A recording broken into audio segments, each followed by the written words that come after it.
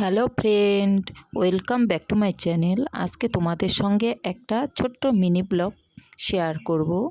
তো সকালবেলা ঘুম থেকে উঠে চা খেয়ে নিলাম।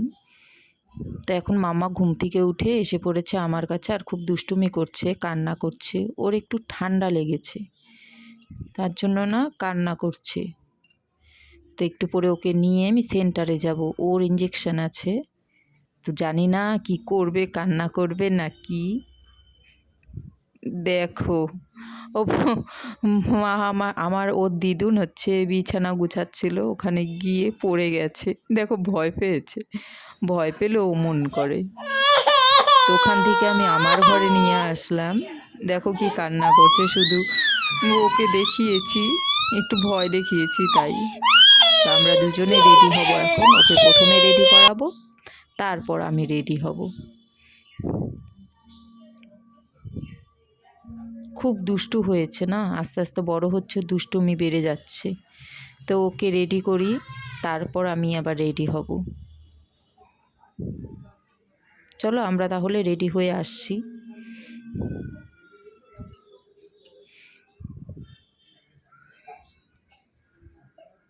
দেখো দুজনের গেঞ্জি টি শার্টটা ইয়েলো ইয়েলো।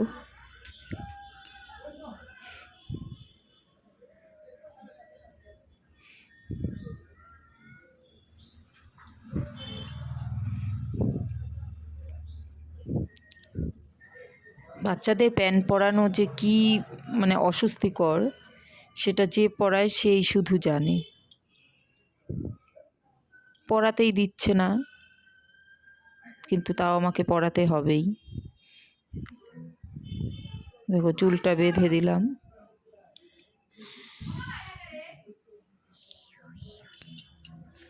চলো আমরা তাহলে রেডি হয়ে গেছি, এখন বের হয়ে পড়বো। ওর দিদুনকেও টাটা দিচ্ছে।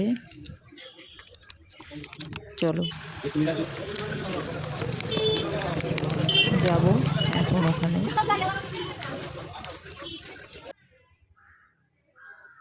এসে দেখি অনেক ভিড়, সব বাচ্চারা কান্নাকাটি করছে।